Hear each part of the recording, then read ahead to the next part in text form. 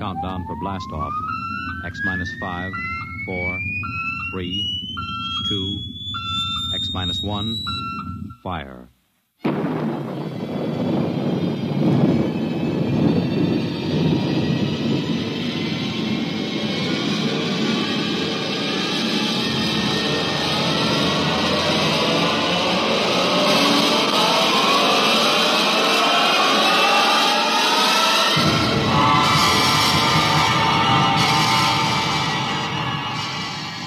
From the far horizons of the unknown come transcribed tales of new dimensions in time and space.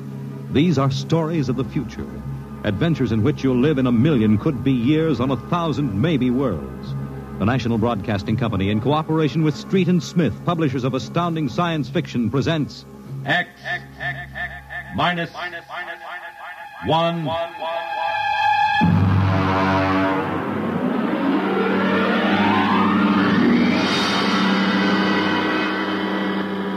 Tonight's story, Dr. Grimshaw's Sanitarium.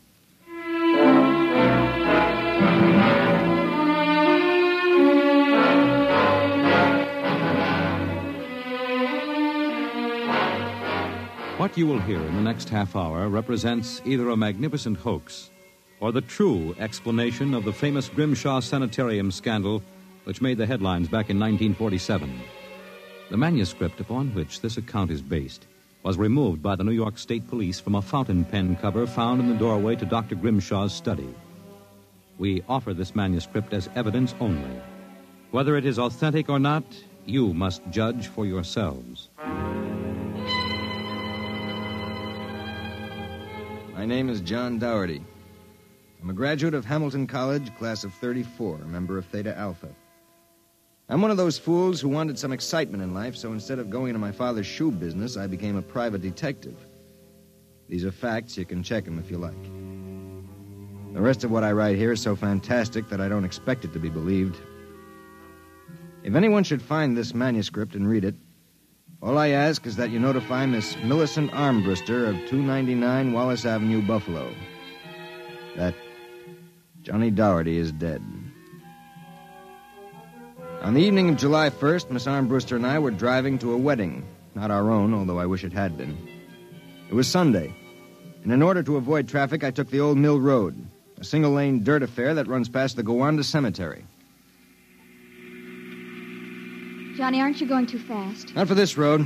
There isn't a thing around except some tombstones and... Johnny, the gate to the cemetery. What about it? That hearse, look out! Look out! We skidded for about 20 feet and slammed into the back of the hearse. The two rear doors buckled and snapped open. It was a freak. A huge oak coffin with brass handles tipped up and began slowly to slide back toward us. Oh, how horrible. You stay right here, baby. You okay, Mac?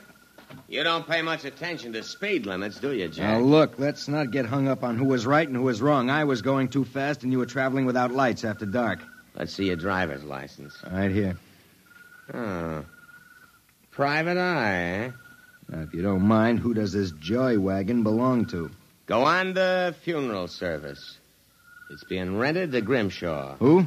Grimshaw from the private sanitarium. Mind if I ask what you were doing after dark coming out of a cemetery with a wooden kimono? We're moving one of Grimshaw's patients to a new grave. They always travel like this? Look, Hawkshaw, how about skipping the third degree and giving me a hand getting this box back in the wagon? A pleasure.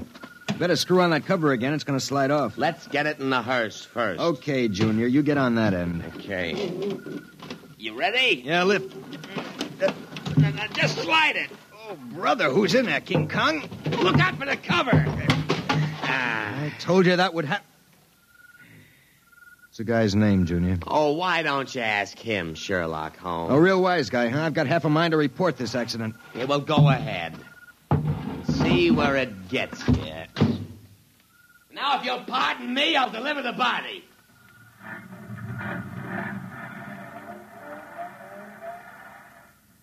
Everything all right, Johnny? I thought so until a few seconds ago. Listen, Millie, can you sit here in the car for another 5 minutes?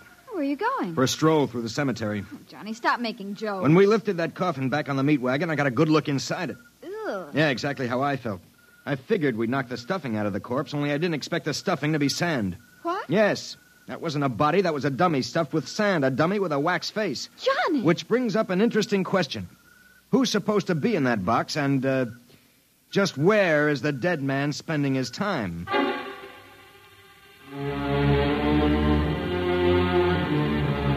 Sometimes in my business, when things drop off, you have to go out and, dig up new clients. My next case was a gentleman named Harlan Ward Sr., a wealthy automobile manufacturer. I'd gotten his name off his son's tombstone. Are you trying to tell me, Doherty, that my son Harlan was never buried at Gowanna Cemetery? Exactly, Mr. Ward. But why? Maybe if you'll tell me the circumstances surrounding your son's death, I can help answer that. My son was a rather impetuous young man. Tall, good-looking.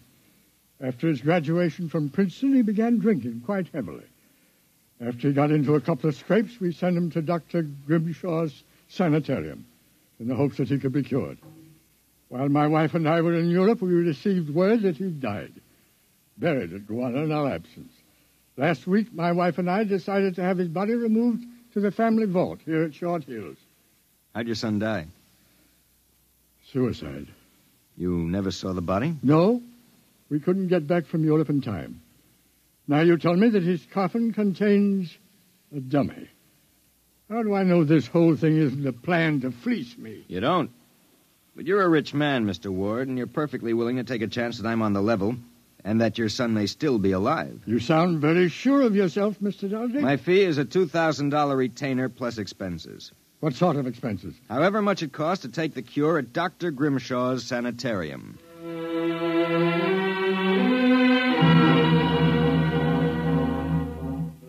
Dr. Grimshaw's Sanitarium was just outside Gowanna. Most of the cases were nervous breakdowns and alcoholics. I committed myself as a dipso, and just to make it convincing, I stopped at 5 or 6 bars on the way over. I was interviewed by Grimshaw himself, a small man with a fringe of white hair. You understand, Mr. Doherty. That's not my real name, of course, social reasons. We understand. Our paid clientele is very select, and our rates are very high. You will be paid in cash and in advance, Dr. Grimshaw. How long does a cure usually take? That, of course, depends on the degree of alcoholism. This is my assistant, Dr. Boyner. How do you do? How do you do?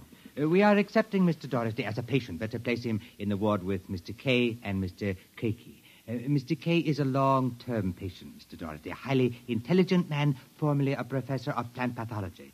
Mr. Keiki suffers mild delusions. I think you'll find him rather amusing.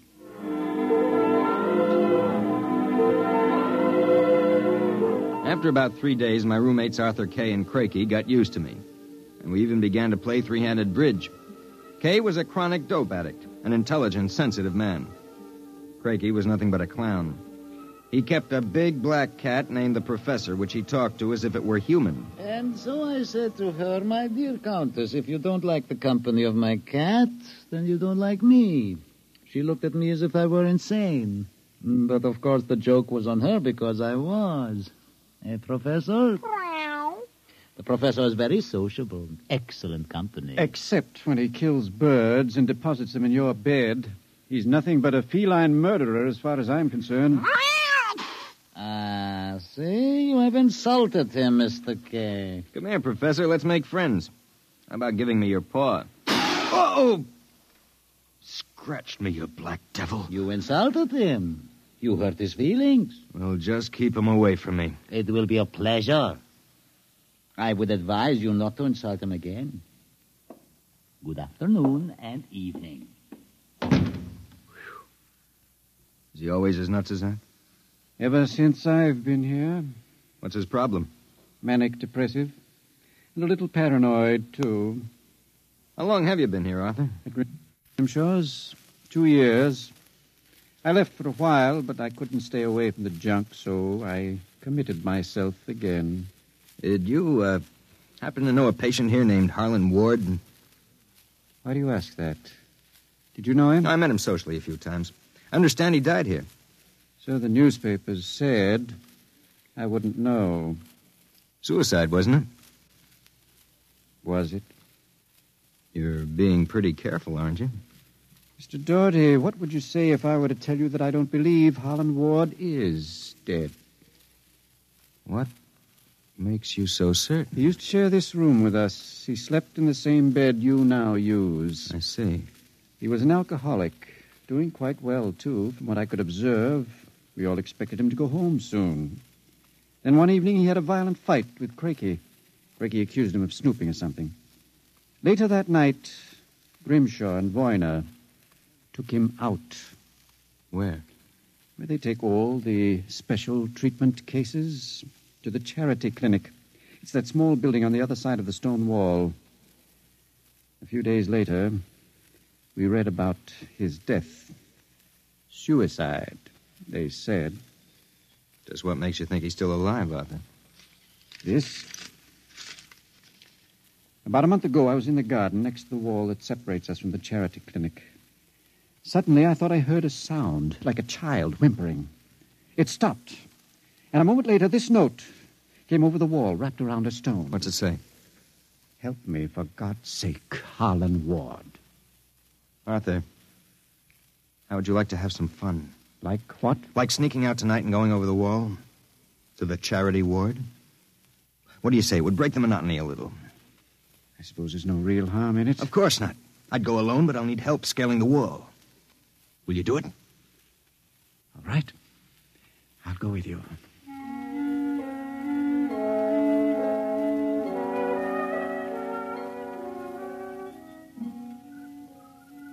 Up. All clear. Give me your hand and I'll lift you. Right, careful when you drop. Ready? Go ahead.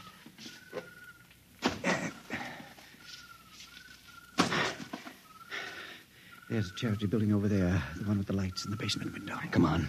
Let's crawl over. Maybe we can see something. Shh. Listen. Can you make out what he's saying? No, I can barely hear. Good Lord. What was that? Probably some patient having the DTs. Let's have a look. Easy, it wouldn't do to get caught now. See anything?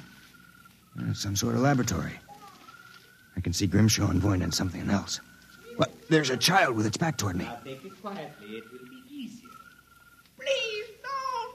It will all be over soon. You won't remember anything. No, I don't want to go. Why not give it to him? No. Shut him up, Voyner. Good Lord. What was it? What did they do to that child? Arthur, that wasn't a child. It was a midget. The smallest midget I've ever seen. What were they doing? Trying to give it some sort of injection. When it resisted, Voyner knocked it out. What do you suppose they were doing to it? I don't know, Arthur. All I know is that when it fell, it had the face of Harlan Ward.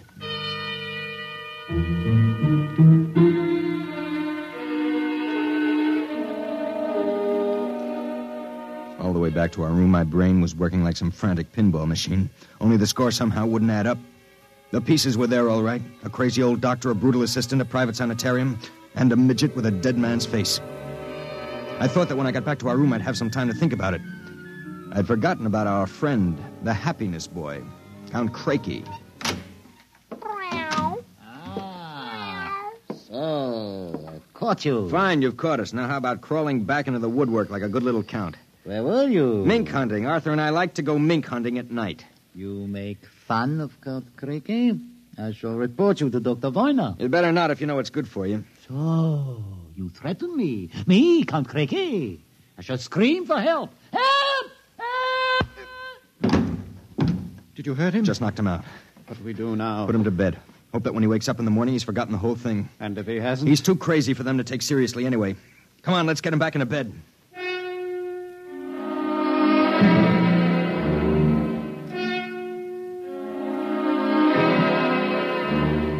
I went to sleep in my own room. And the next thing I felt was the sharp jab of the hypodermic needle in my left arm. Hold it. It'll be useless to struggle, Mr. Doherty. In a moment, your motor nerves will be completely paralyzed. What's this about, Grimshaw? I might ask the same of you. My good friend Count Crakey informs me you and Mr. Kay decided to do some snooping earlier tonight. He followed you and saw you climb the wall. Crakey's insane. Mr. Doherty, that is a matter of opinion. Crakey, what is this? Perhaps my assistant, Dr. Grimshaw, would be good enough to explain. Assistant? Yes. You see, I am the actual head of the Grimshaw Sanitarium. Count Craigie feigns many delusions, Mr. Doherty. But in this case, he is telling the truth. Count Craigie is actually Professor Ernst Hassler. Professor Hassler and I worked together in the Berlin Neurological Institute before and during the last war. Unfortunately, my political affiliations with the Third Reich were under investigation by the War Crimes Commission. However, Dr. Grimshaw managed to smuggle me into this country, where I masqueraded as a mental patient in order that we might continue certain experiments which were interrupted by the American army. I can imagine the sort of experiments you conducted. You and your friend Mr. Kay will discover their exact nature very shortly, Mr. Doherty. It is a magnificent opportunity to serve science. I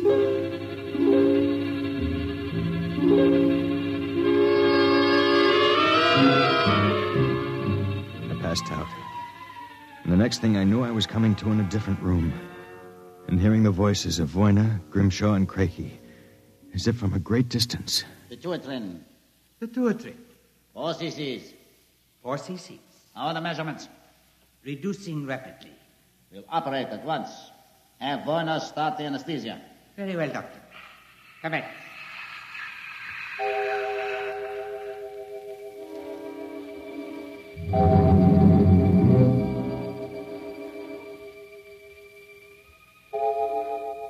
When I came to again, I had a blinding headache. I began to wonder if Craigie and Grimshaw weren't doing something to drive me insane, because I lost all sense of perspective. The room seemed to grow in size. I don't know how much time passed, but one day Craigie came into the room with a bundle in his arms about the size of a newborn baby. The bundle was my friend, Arthur Kay. And worse yet, I was exactly the same size that he was. Let me out of here. Let me out. Allow me to congratulate you, gentlemen. How are you feeling? You dirty monster. I'm disappointed, gentlemen. Do you not feel privileged to be a part of an experiment that will place me at the very top rank of the world's endocrinologists? What are you doing to us, you madman? It has long been established, gentlemen, that dwarfism and giantism result from injury to or malfunction of the pituitary and thyroid glands. The interlock between these glands was thought to be a hormone. I have discovered that this was incorrect. It was an enzyme. An enzyme I isolated some years ago. I was well on the way to synthesis in Germany when the surrender interrupted me. The interruption also limited the number and type of subjects on whom I could experiment. I was forced to find others. Such as Harlan Ward? Mr. Ward was only a control experiment. I suppose you plan the same for us. No, gentlemen. For you, I have reserved a special privilege. You, gentlemen, will be the first to test the full effects of the enzyme. In short, I intend that you, Mr. Kay, and you, Mr. Doherty, when the experiment is completed, will emerge as perfectly healthy, normal individuals. Except, of course, that you will be only 5 inches tall.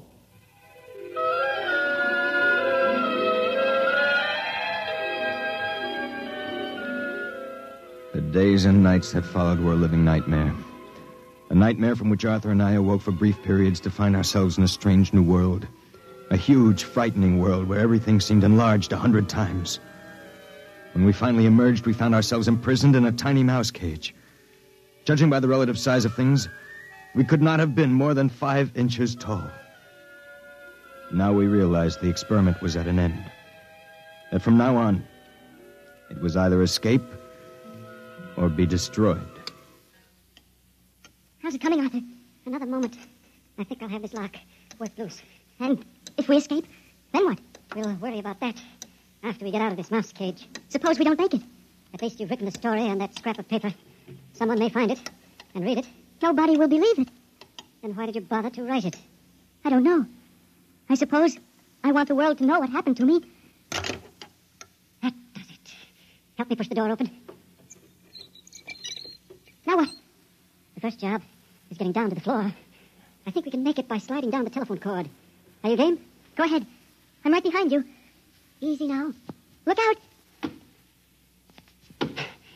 That does it. Now, if we can figure out a way to get out of the room, well, that should be... Uh-oh. Listen. Somebody's coming. It must be Craigie. We've got to hide. Here. The grate in the fireplace. He'll kill us if he finds us. Stay quiet.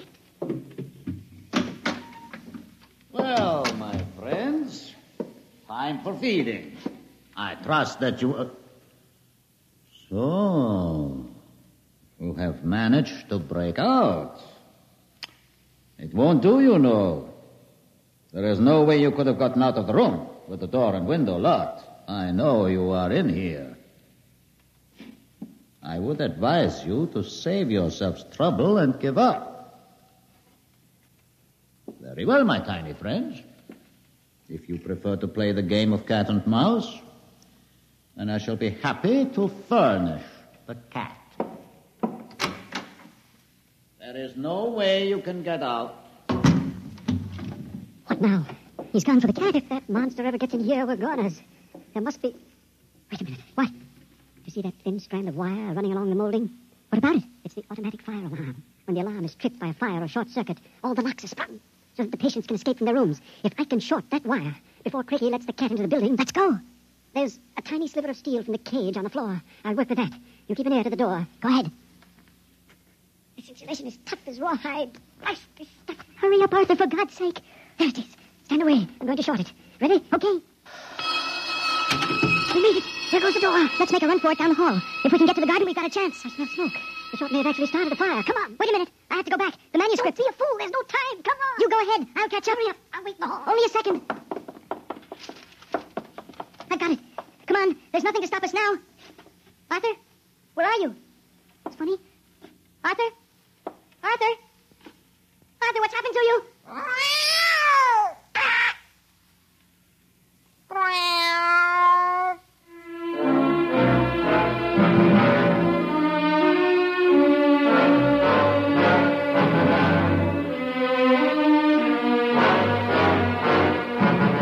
This is the record found in a fountain pen cover in the burned-out hallway of Dr. Grimshaw's sanitarium. There's nothing to add, except that the fire which destroyed the sanitarium and killed so many of its occupants, including Dr. Grimshaw and Dr. Voyna, was definitely of incendiary nature. It is believed by the fire chief that some small creature, possibly a mouse, chewed the insulation off the wire and short-circuited the system. The two patients, John Doherty and Arthur Kay, vanished completely after the fire, and their remains were never found. Whether the manuscript which you have just heard is authentic, or whether it was the work of one of the more demented inmates of the sanitarium, we leave to your judgment.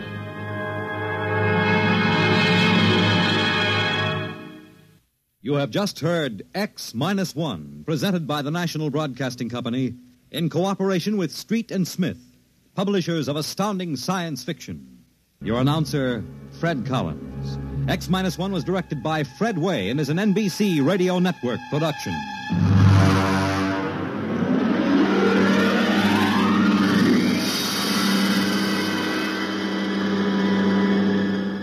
X